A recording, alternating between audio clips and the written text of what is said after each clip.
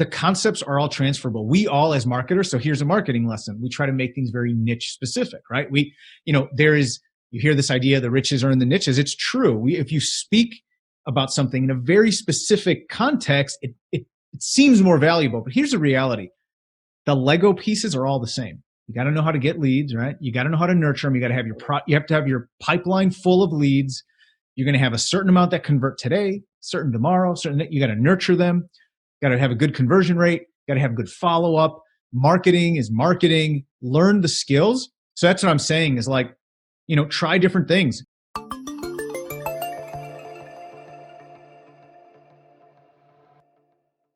Bryan Bowman, ladies and gentlemen. First of all, tell us about your golf game. How we doing? My golf game. Oh man, I thought you were going to start with some softball questions. You went straight to the hard stuff. No, man, I haven't been playing as much. I played a really competitive level, like professional level for a while. Then gave up the game because I got tired of it and I had injury. I basically, it's one of those things, one of those life moments where I had to change course, or else I kind of saw 15 years from now, I'm going to be doing the same thing and just my time will be up and it'll be not the path I want to be down. So I went back to school, got my degree, and then I started competing again though. So I had 2 stints where I came back and was playing amateur golf. And the thing is, anyone who's ever played or ever done anything at a really highly competitive level, I mean, even like a college athlete or something, it's hard. Like I got a buddy, he was a swimmer. He was a swimmer at, a big university, and he kind of started getting into like triathlons, and swimming's obviously a big part of that. Yeah. It's like, you can't, once you've known like what you can do, even if you can't do that anymore, it's hard to just like chill and go play an enjoyable round of golf. So I get really competitive again.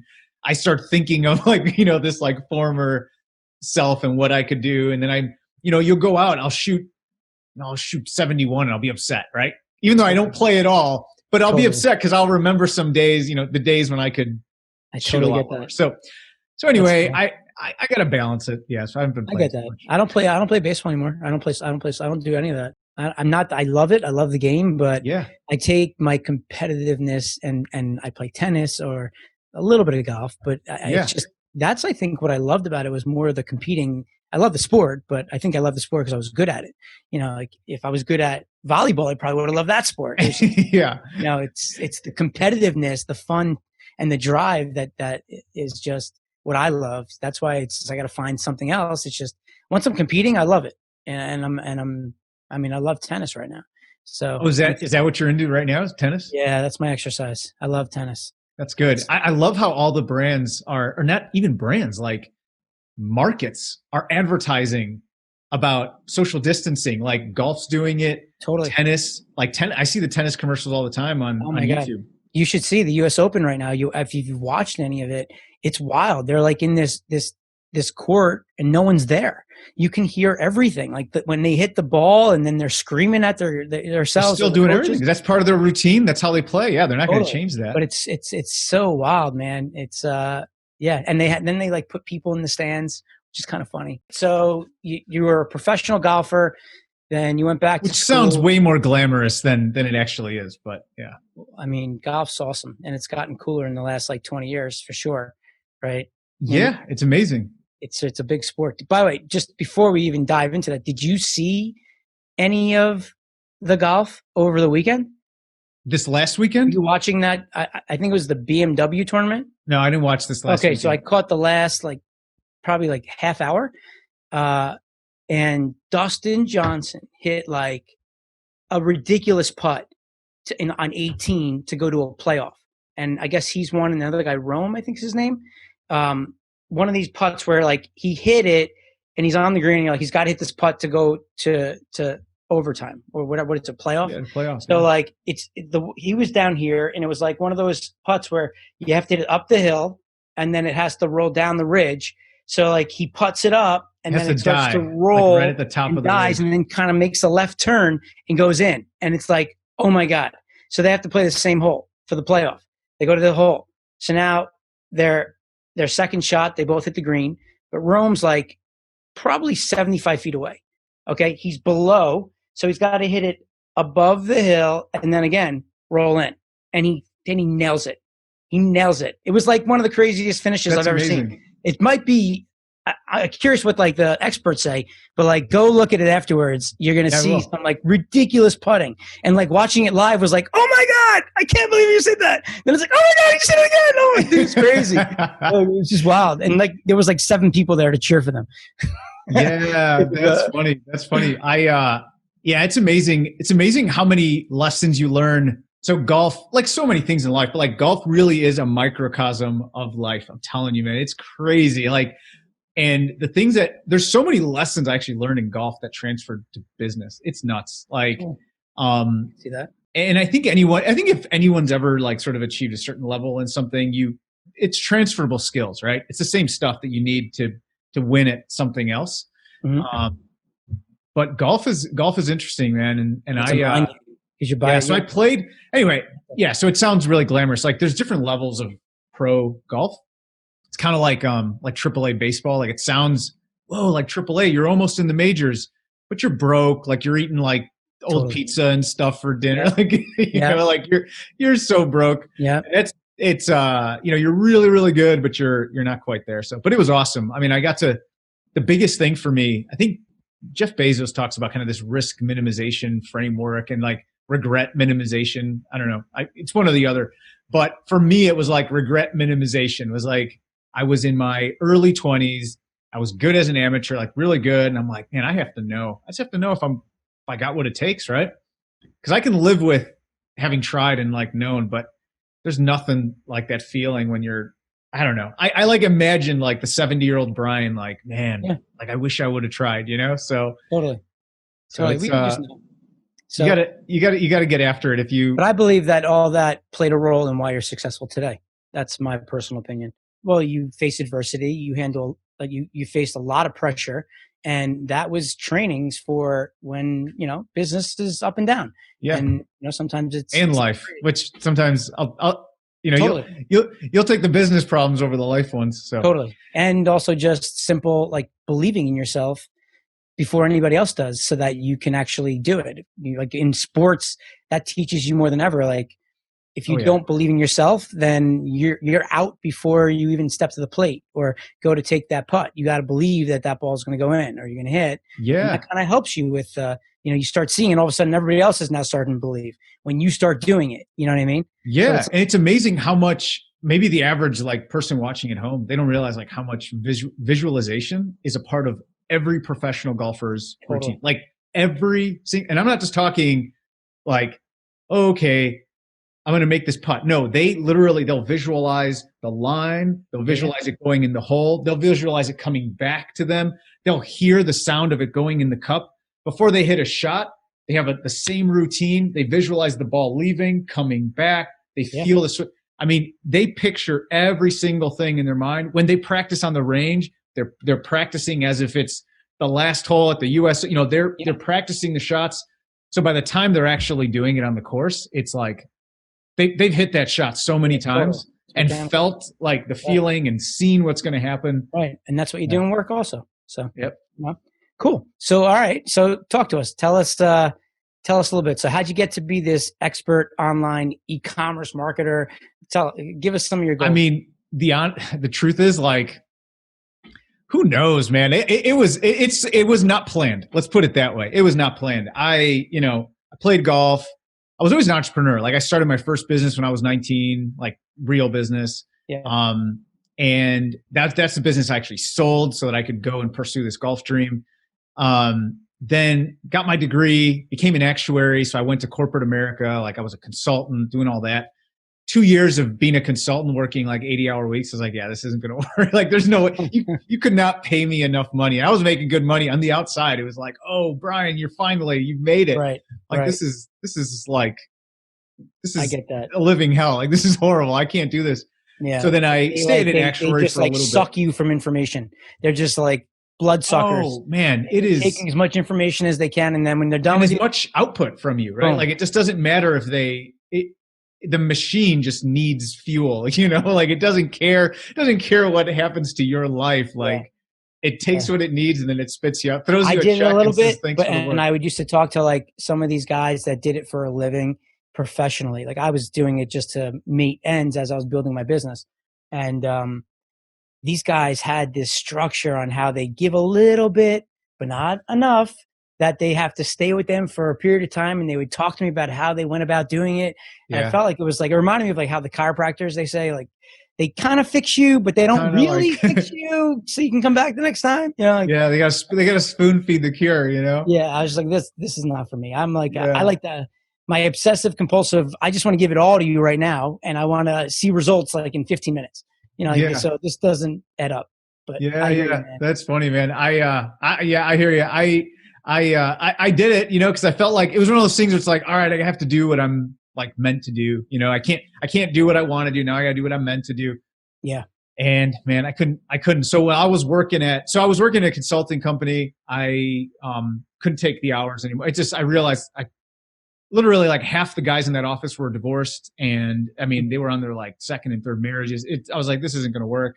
yeah, So I ended up going to a traditional kind of role in insurance. Actuaries either are consultants or they're in insurance. That's pretty much what they do. So I went to insurance company, worked there, and I thought like that'll be it, right? Because I like being an actuary. I will just I'll just cruise. I'll work my 40 hours a week for the next 40 years, you know, whatever, 30 years. I'll be good. right. Yeah, that lasted like a year, and I was like, I got to get out of here. I got to go back to doing my own thing because I'd basically always done my own thing, you know. So on the side, and this is how it started, is I was interested in selling stuff online, like physical products. So like for years before that, like even while I was still in college, going back to get my degree, I was flipping stuff. So I would literally go to Goodwill and I started selling books. That was the first thing I did. I would buy, it's the craziest thing to me. This is like one of the first marketing lessons I learned before I'd ever read any books about it, was like how different buyers have different biases, right? And they buy a certain way and they have certain conversations in their mind, and there's just ways that they buy, right? So I would buy stuff on eBay. I would literally buy a textbook for $5 on eBay, sell it for 55 on Amazon. Like that was the arbitrage. It was crazy. And I couldn't understand, they could find the same book, but there's just some people that they don't buy on eBay. They don't trust it, right? That's just that's their worldview.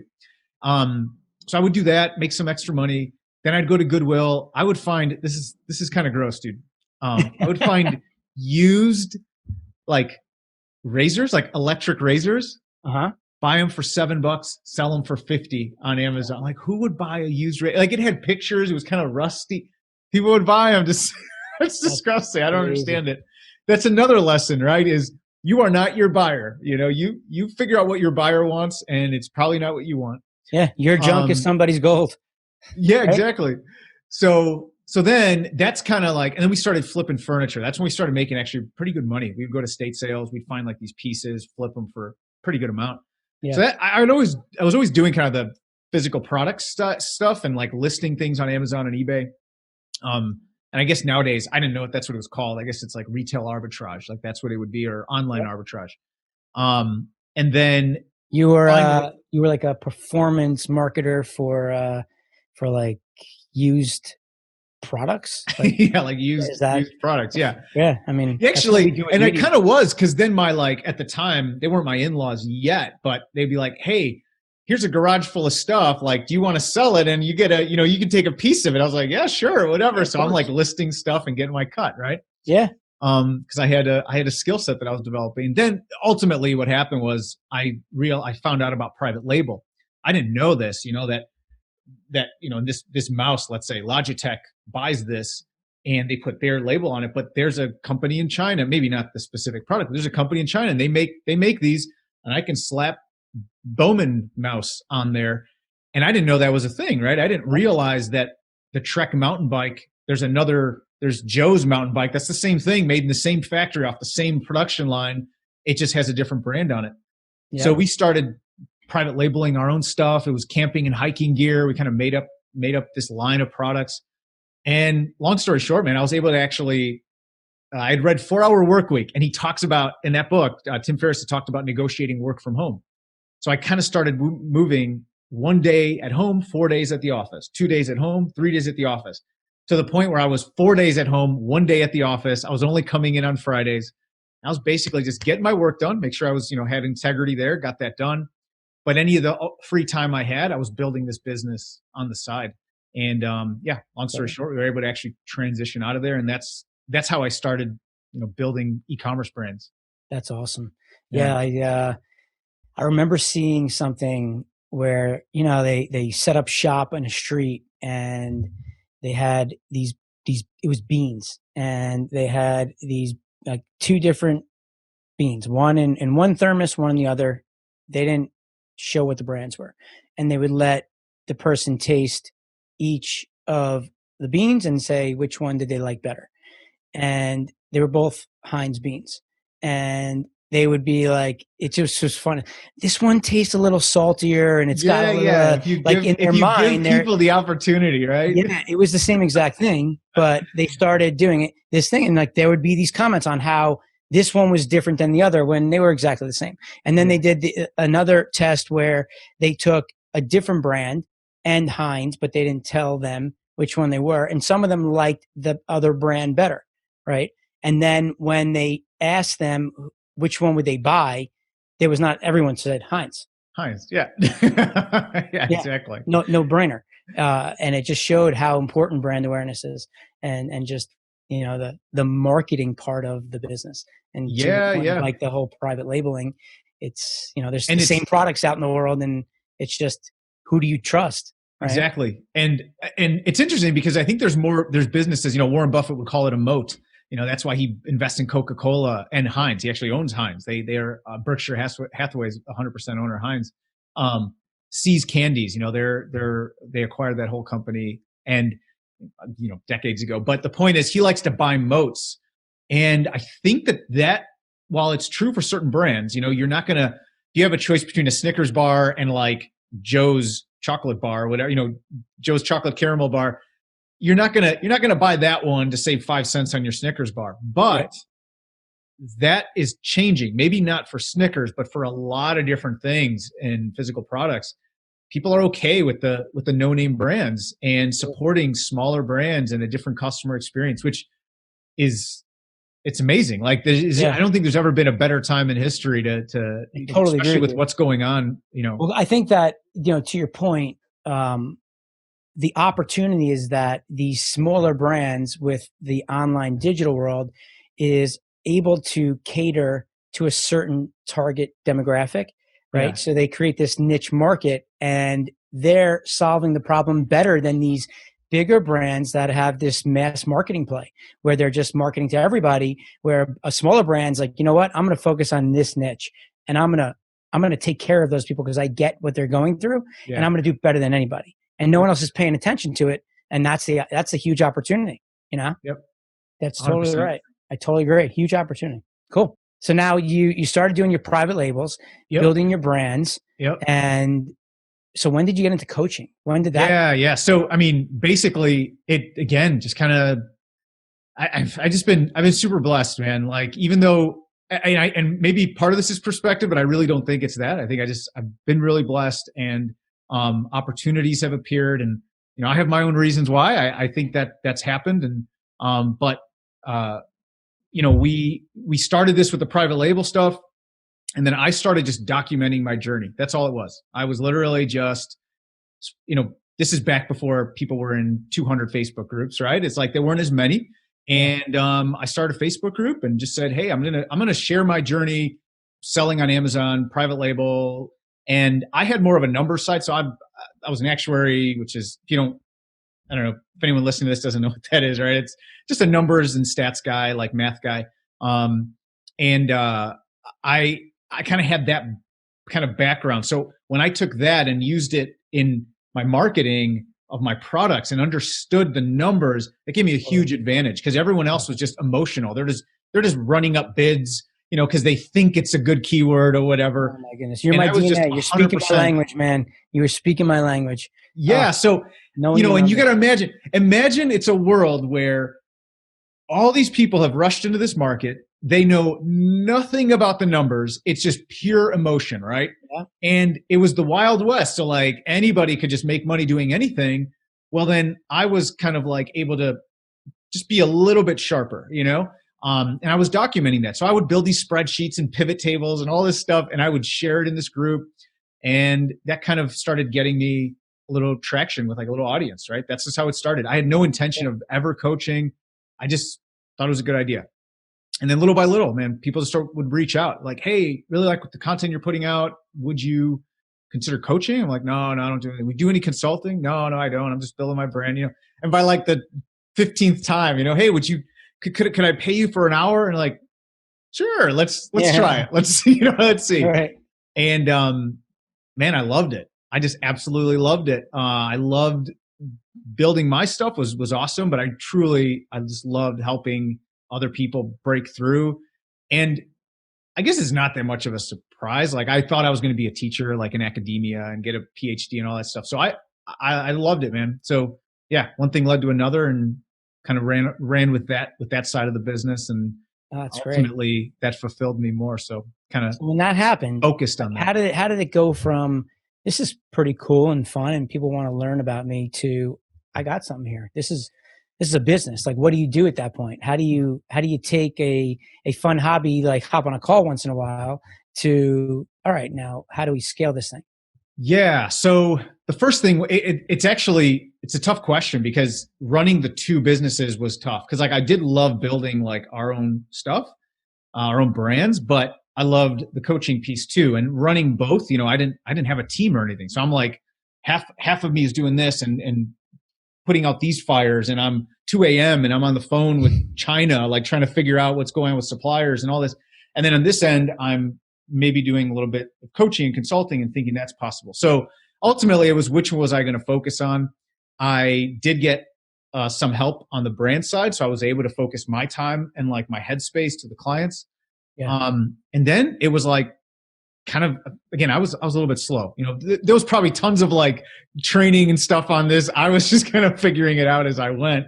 Yeah. Then I realized like, oh wow, I could actually do a lot more if I had a group instead of one-on-one. Because everything I did was one-on-one. Right. I was getting clients like results, like one-on-one, and then I was like, hey, maybe I should put something together like a course or something. Like I didn't know what I was doing, man. Right. And then that's ultimately what I did. I did like a group coaching course. That was like the first thing I sold. It was all for Amazon sellers.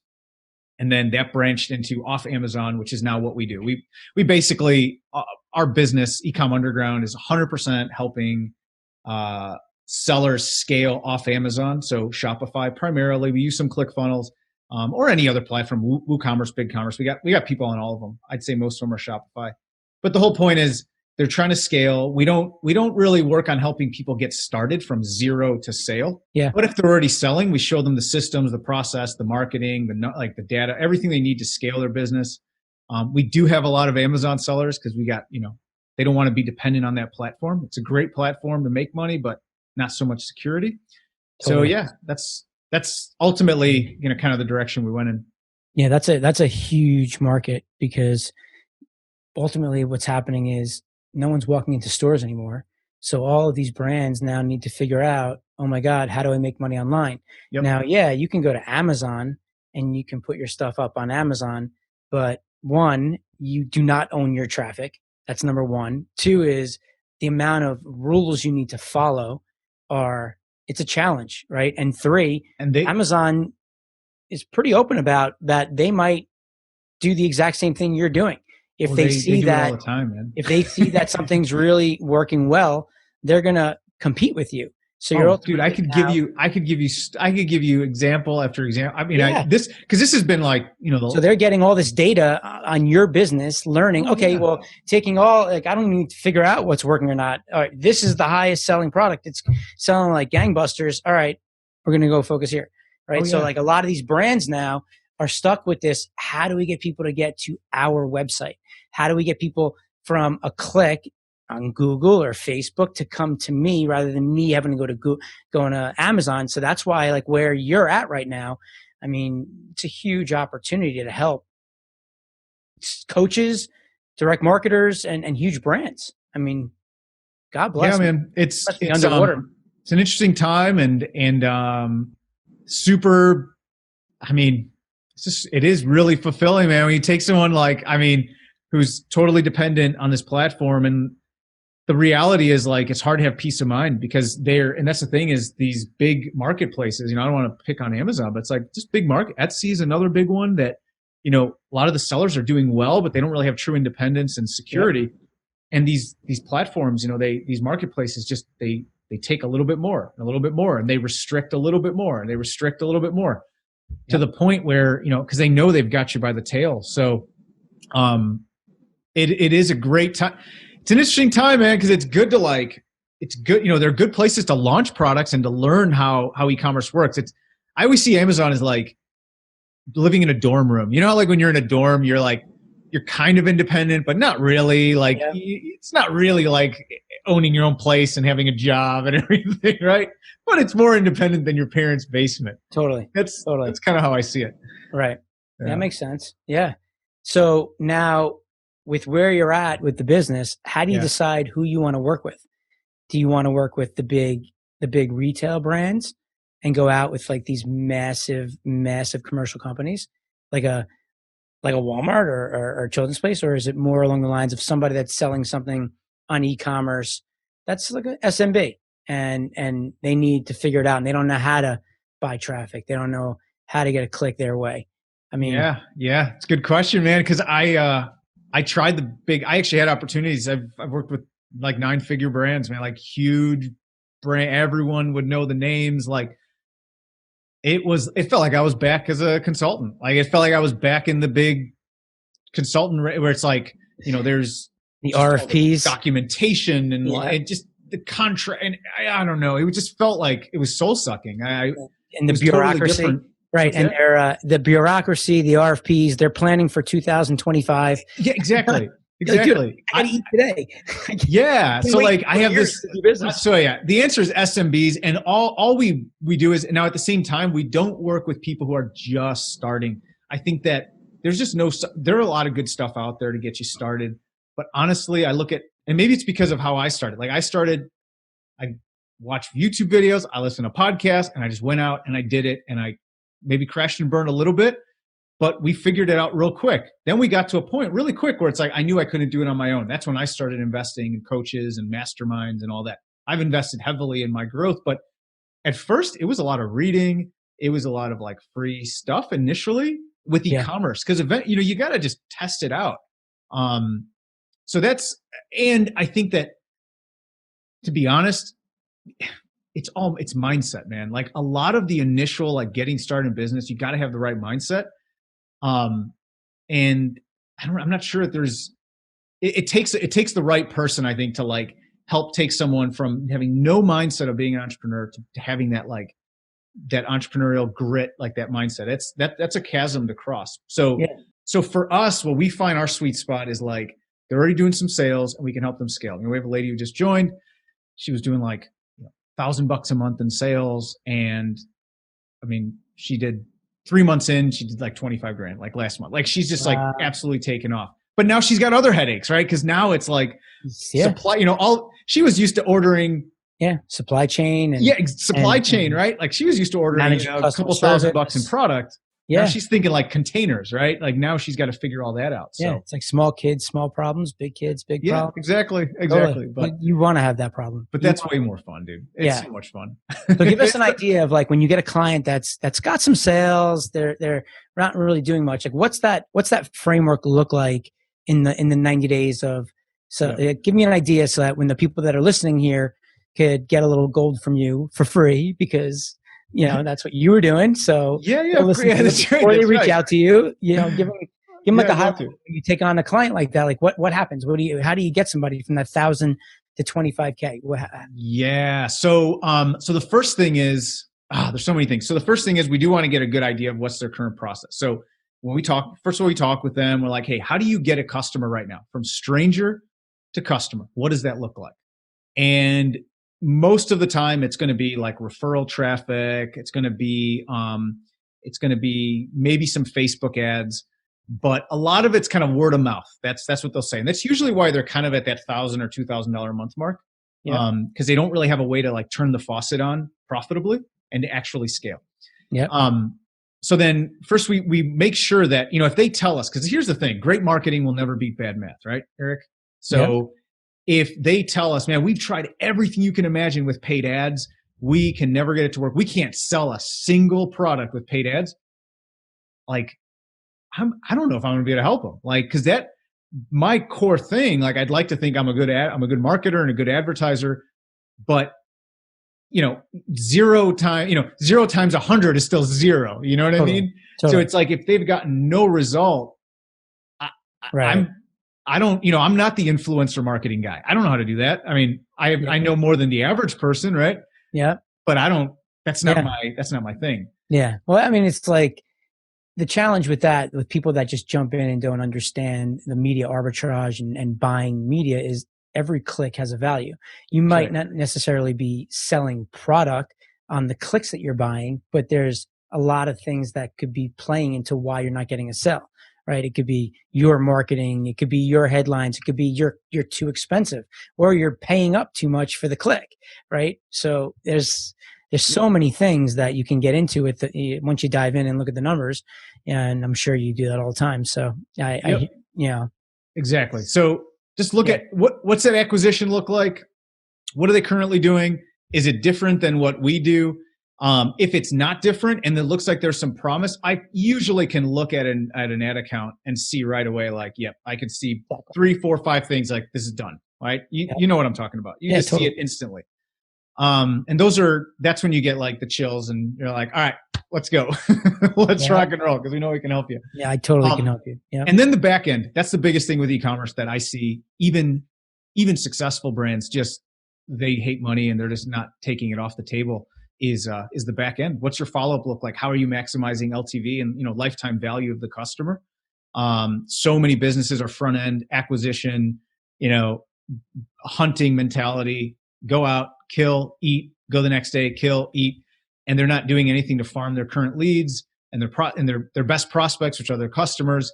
And that's, I think, what sets us apart, is like in our coaching programs and even our agency side, is like we just got a back end process that is constantly testing to see how do we eke out another 5% of LTV, another 2%. Yeah.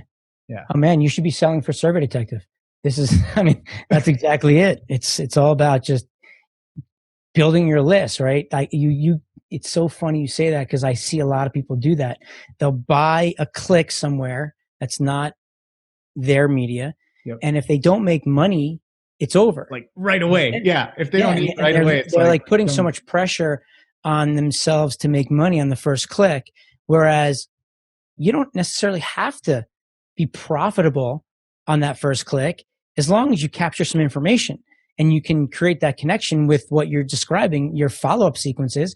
Because over a period of 7 days, 30 days, 2 years, whatever, what's the value of that customer? Maybe they buy from you every 2 months, but when they do, they spend $250, right? So it's like, then you look at it over a year. So, people absolutely, man, don't get that part. So, and the other thing is understanding, right, that there's a critical mass, that there's two elements, right? One is how long before you capture the value of that lead. And two is, what's the critical mass in number of leads before the numbers start working out? Because I see people all the time. They're like, I got 50 people on my email list. I paid for these clicks. No one's converted. Like, it's 50 people, man. Like, right. There's a critical mass where, it's different for every market. It might be 2,000 leads. It might be 3,000. I don't know. Where all of a sudden, it starts working. Totally. And then, so there's like a psychological component. Right. So there's like a mindset component. Plus, if you think about it, if you're going after cold leads, you're creating a pattern interruption. And what people are looking to do is they're looking to meet a stranger and ask them to marry them that day, and they say yes. You know what I mean? Like, it's the same way as like you're asking somebody to buy something when they were scrolling on Facebook and had no idea who you were, and you somehow got their attention. They clicked, they started to look a little bit, they showed some interest, but they just weren't ready to buy. Those are unbelievable leads. But if you didn't sell it, a lot of people are like, it didn't work. Have you ever I think the first time I heard this, I think it was Kern. I think it was Frank Kern who talked about this, and it stuck with me. Is this idea that in the pool of people, and I've since I think I found the studies on this. I know he talked about it. It's a great reminder that there's, let's say, 100 out of 100 people that you're going to show your ad to, especially with interruption marketing, that only 2 to 3% of the market is ready in any given market. You're selling cars, you're selling Bluetooth mouses, you're selling anything. Only 2 to 3% is ready to buy today, right now. Totally. Like that's just who they are. They're ready to buy. Our benchmark, we model usually between 1 and 3% on any credit card sale when we're buying. Yeah. Media. So those are the ones that everyone's going after. That's where the water is bloody, right? That's all the sharks are in there going after those people. That's the hunt. And then I think we use 40%, but it's like there's about 40% that are willing to buy. They're willing and able in the next 2 to 90 days, right? In that window up to 90 days, they're going to make a purchase. It's just going to take them a little time. And then you got the other roughly 50%, 55% that will buy in 90 days or later. Yeah. And those people, like, whatever, when they buy, you can't run a business trying to capture value 2 years from now. You got to be able to survive 2 years to capture. I did I don't know what episode it was, but a while back I did something showing how you segment, and I used segmenting by buying behavior. I think I made like 5 or 6 segments up with what you just described, which was like the impulse buyer, then the logical buyer, the person that needs proof, then the person that I'll come back to it later, and the ways that you are going to go and get them to make that purchase. Then there's that 11th hour buyer who's going to buy it. You just have to end date for them that it's going to be away and create that urgency and scarcity. Like all those things that you're talking about is that process on the back end for your follow-up sequences. So it's that's like, right.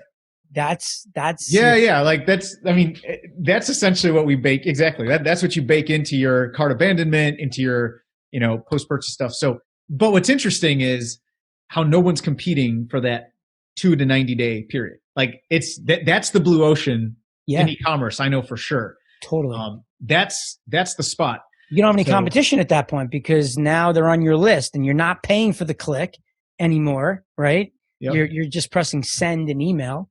And that's costing you like, it's shocking how few people will just hit send. They don't, because they don't realize it, and it's also a tedious work, and it takes time and a lot of thought around what copy to use, how to get it set up. They're intimidated by technology. Systems, man, right? Like once the system is built, it's done. That's why you're here, man. That's why you're on the top of the mountain. People don't run businesses. You just hire people to run systems. That's all it is. Totally. Well, yeah, it makes sense. So after you're looking at them and you look at you're checking out their customer acquisition strategy. Yep. Then you're looking at their back end on what they're doing afterwards. Is that it? Primarily. Listen, we're looking at where they're at. What's the current stuff we're working with? How do they acquire customers? What are their margin? Is the business model, again, you can't beat bad math with great marketing. So what does the math look like in their business? Once we look at all that, then we take a clear look at where they want to be. If someone tells me, in the next year, we're at 1,000 a month, we'd like to get to 1 million a month. I don't know. I'm trying to think of our best success story. They got close, but not quite. So, and that was extraordinary. Nothing ordinary about them. That will probably not happen again to most people. So that's probably too big of a reach, right? So now we got to dial them back. Hey, is this realistic? Is that good for you, right? I want to make sure it's mutually beneficial and it's a good fit for everyone. Yeah. And then from there, if that makes sense, then we talk about, hey, this is what we do. Kind of walk through the process. We basically have 2 options, right? You can be in our group coaching program, or you could be on our one-on-one. We don't really take one-on-one spots anymore, but yeah, that's about it, man. Honestly, it's looking at. I heavily look at the numbers because the marketing. We can always test marketing and tweak marketing, and it's really important. I'm not saying it's not. I just think that sometimes they're 2 sides of the same coin, right? You need the marketing and the metrics, and I think the marketing's the sexy piece. Because marketers market. So they make that really, really sexy. No one markets metrics. Yep, exactly. But the math is where it gets really fun. Yeah. And you start looking at it. It's like, okay, well, I did $1,000 this month and I sold 10 products. Okay. And I did that over 30 days. So how can I do that the same way? Yeah, Well, if yeah. you want 10,000, how many do you need to sell? That's And right. how many days? And then what'd you pay for that? And it's like, all right, when you start making this entire like sheet of all the numbers, it starts to become realistic. And then all of a sudden numbers start to grow and you're like, oh my God, I just went from 1,000 to 25,000. And like, I don't know what, how that, it seems so simple. Meanwhile, like it was like earlier, you were freaking out about it because you just, in your mind, you're going 1,000 to 25,000. It's like, that's why I hate when like, I want to make $10,000 a month. Okay, great. Like a lot of people do. So how do you want to get there? Yep. Right. Okay. So if you break it down, it's, what is that? In a 30-day, it's like $350 a day. So how can we make $350 a day? Right. If you want to sell leads, let's go sell leads for a dollar and get paid $2. Now you got to get 350 leads a day and you're at 10 grand a month. So it's like when you start to, scale it back that way, it becomes realistic. It's like, oh, I think I could do that. And now it's like all of a sudden 10, now it turns into 20 and 100 grand a month, like that's the key to the metrics that you're talking about. And I totally relate to that. No, man, it's webinar. That's it. Webinar. I'm still working on my webinar. I'm still trying to get that out That's there. it. The answer is webinar. That's so funny. The perfect webinar. Yeah. Do you know anybody that's the perfect webinar? Yeah. I know the imperfect webinar. I've done lots of those. That's funny. Yeah, totally. I'm gonna have one of those one day. One day when I can get to it. That's cool. So if anybody wanted to be a part of your group coaching, how would they go about finding you? Yeah. So, I mean, if you check us out on ecomunderground.com, you get a little kind of spiel on what we do, and there'll be some resources there. The best thing that we've got that I think is, it's good for both sides. It's huge value for anyone who wants to come in. It's our free challenge. We do different types of them. So sometimes it's an email marketing one, sometimes it's a Facebook ad one, but it's all e-commerce centric. You learn a lot of lessons. I think that's the one thing I would advise to anyone right now. If, this kind of this new economy that we live in, the founder of Shopify, the CEO, Toby Lutke, he says, there's two things he said. He said, one, buyers that would have bought online in 2030 are buying in 2020. Like that's how dramatic the shift has been. And they're seeing Black Friday numbers every day, like that they would have only seen once a year. They're seeing them every single day now, which is like, makes us all wonder, what is Black Friday going to be like this year? So my point is what people should be doing right now. It doesn't even matter like what, and I guess I'm speaking to all the listeners, is it doesn't matter what you think you're going to get into.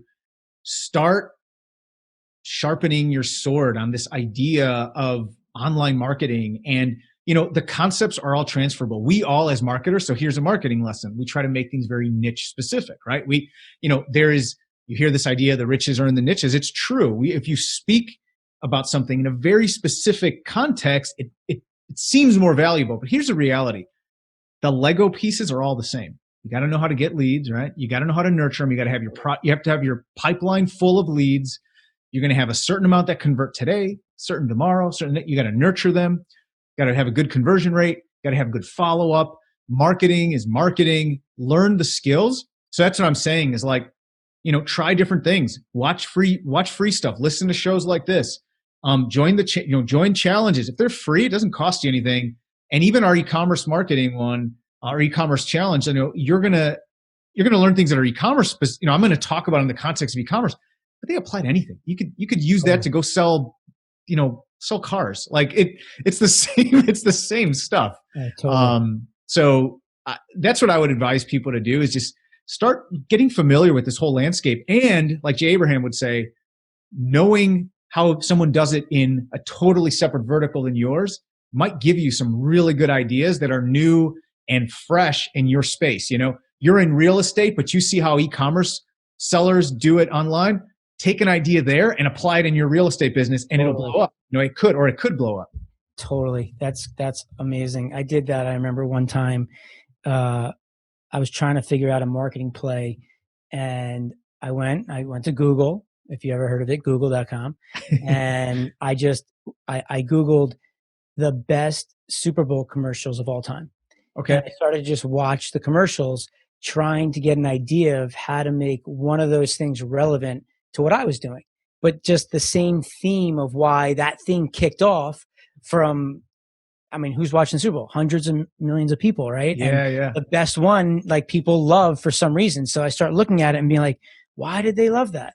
And then try to figure out how to take that theme that you're talking about and apply it to, let's say, online marketing, list building. If I'm going to be launching Survey Detective, and I need to do that, right? So Yeah. there's going to be something, there's going to be some theme, and I got to figure out how to apply it. And the best part is you model it off of something that's working in a different industry. Awesome. They don't care because you're not competitive with them, right?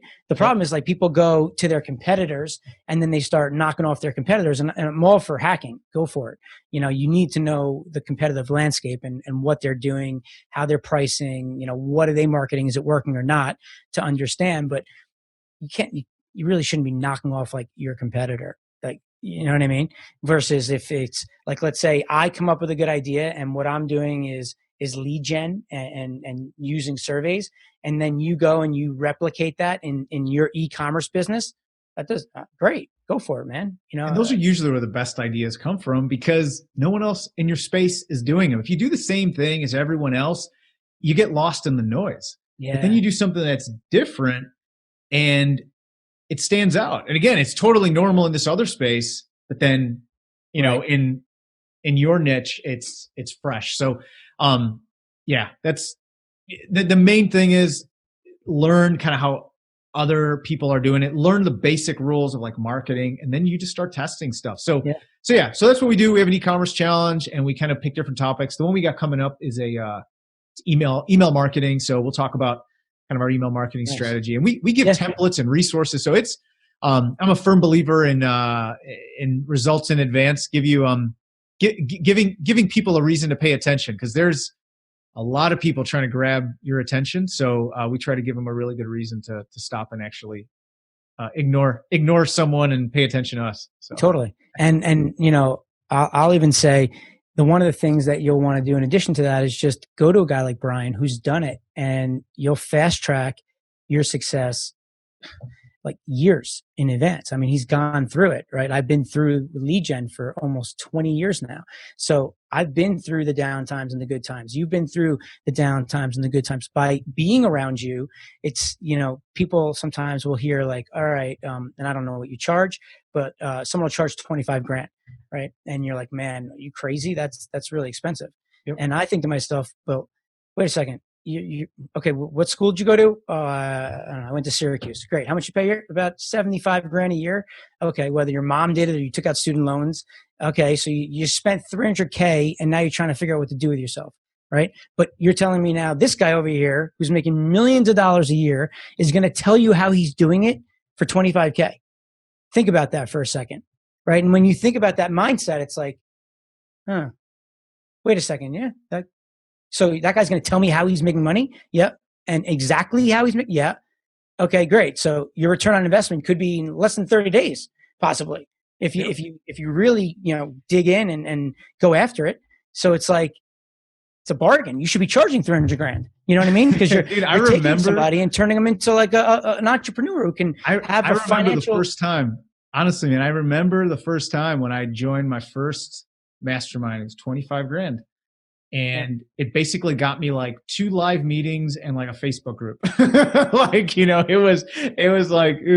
But I remember thinking, like, I don't have this money. Like, this is crazy. I'm like, it was like a leap of faith. And it was one of those things where I just knew, like, if I could get like like, it's almost like you buy your way in. Like, you can like earn your way in over 10 years, or you could just buy your way in and cut a check. Yeah. And it changed everything. And so much of it was like, yeah, you got the tactics and you got the bouncy ideas off of the leader of this group, but you got everyone else and what everyone else was doing. And like we were just talking about, you would see what's happening in one vertical and you do it in yours, right? You don't have to think through a brand new idea. You're just like, okay, the numbers are there. It's working. Let's test it. And if that one doesn't work, there's another vertical that they're doing something totally different. There's another one. They're doing something totally different. Yeah. And you skip to the front of the line. You don't even realize the value you're getting. I mean, it's the same as you. Like, I never believed in any of this stuff. And when I had the opportunity to join the inner circle, which it was at 50K at the time. I remember telling my wife, Valley, and she's like, are you crazy? And I remember thinking about it for a day, and my gut just told me to do it. Like I really liked what Russell was putting out in the market, and I felt a connection. And, I love that I was around him, but like, I wouldn't know you if I didn't do that. Same thing. All Man. the other I feel the same way. Yeah. Just like, it fast tracked my success in this market and the ability to listen and be around people like you when I never thought I would have an event and be on stage. And it's very realistic now. If I want to do it, it's going to happen. Like, and awesome. Earlier on, it's like, oh, no way. This is crazy. So like, dude, I totally agree with you, man. It's like the fast track your success, get around like somebody who you feel comfortable with. And I know there's a lot of people that say they do stuff, and then if you get burnt, it kind of sucks, because that does happen. And it happens. It happens. But be more curious. You got to be more curious than afraid. But like, don't, just in there's a lot of good people out there, and there's a lot of things that work. So you got to ask for, don't be afraid to ask, hey, like, some success story, like just what's the process like, proof of concept. Exactly. Don't be afraid to ask for that stuff. And you should ask. But the bottom line is you got to be more curious than afraid. You got to step out there. Anyway, I agree, man. The fact that I was able to meet you and, awesome. And I think other people too that were like the real deal. Like, you're the real deal. There's a lot of people who talk about lead gen. Gosh. I mean, more than probably a little bit, there's a lot of people who talk about e-commerce too, but probably more than e-commerce. There's a lot of guys that talk about lead gen and strategies, and because it's been around for so long. Totally. And, most of them are just, they're regurgitating some other material that they heard about that they've never actually done. And it's funny, like, I've had a hard time getting to where I am today, realizing all the stuff I know about lead gen can actually make a difference. I never realized that. From being around you people, and it's great. And, I'm thankful. Cool, so listen, guys, Bryan Bowman, I could talk to him for hours. This is a regular call that I have with him where we talk about 25 different ideas, and things are awesome. And it's like, it's just gold, right? And he's got these challenges that he's running. He's got one coming up for email marketing challenge. You can go check him out, ecomunderground.com. And you have any social channels? Do you do anything on Instagram, Facebook? I'm the worst at it. Not your thing? I'm not. I'm on Facebook. I tried the Instagram thing. It's just too distracting, man. I am like the minimalist life. I really am. Dude, I think that's actually exciting for a lot of people listening, because a lot of people are afraid to go online and be that influencer and be that attractive character and put themselves out there. And you're doing unbelievably well, and you don't do any of that. And that's refreshing, because most of the people, it looks like you have to be, pushing yourself and publishing content about yourself. And that's what everybody tells people, right? So it's like, that's refreshing and exciting for people listening. You don't have to do that. What you need to do is, if you want to be a coach or a consultant, get results for people. And I promise you, they're going to be so happy to share their stories and document those stories, and just keep at it, and you will be shocked at how many times they'll send people your way. People will find out about you. You got to publish. You have to put your name out there, but don't feel like you have to be on 7 different platforms and every day having a phone in your face. And hey, listen, the reality is, Eric, if it would have made me more successful, it's not a trade I'm willing to make. There's a life that we want to live. My family, there's a balance we want to have. We've been extremely blessed, and you know what? After a certain amount, it ain't worth it. The money ain't worth it to do something that you don't want to do. If you love it, if you love having that camera in your face and you love taking the pictures and then by all means go and do it. But don't compromise a good life. You got to know thyself, right? You got to know who you are. Totally. And for a few extra bucks and a little more attention. Yeah, you do you. It ain't worth it. Hey, there you go. Well, it's good to hear results matter. I think it's all that matters, man. If you do that, everything else falls into place. But if you try to make up for it all, if a person tries to make up for it all with a lot of hype and attention and marketing and the right headlines and the webinars and the selfie and all this other, and the videos and the lives, it ain't going to matter. So maybe for a short term it will, but in long term it won't matter. I agree. Well, guys, you just got a treat. This guy's awesome. Appreciate you, man. You're an all-star, man. So again, ecomunderground.com. Check out Bryan. I appreciate you coming on. Hopefully we'll get to see each other in person one day with all this stuff going on. We'll get somewhere somehow. Maybe you'll take some money off me on the golf course. we can see. Well, you know what? Actually, let's flip it. I'll bring you, and you'll be my ringer, and we'll team up and play somebody else. They won't know about you. I used to do that in Vegas. I got some more stories for you, Eric, off the record. All right. Well, we'll save that for next time. Awesome. All right, man. Well, be well. Thanks for everything. All right, Eric. All right. Good talking to you, man. You too. Bye. Bye-bye.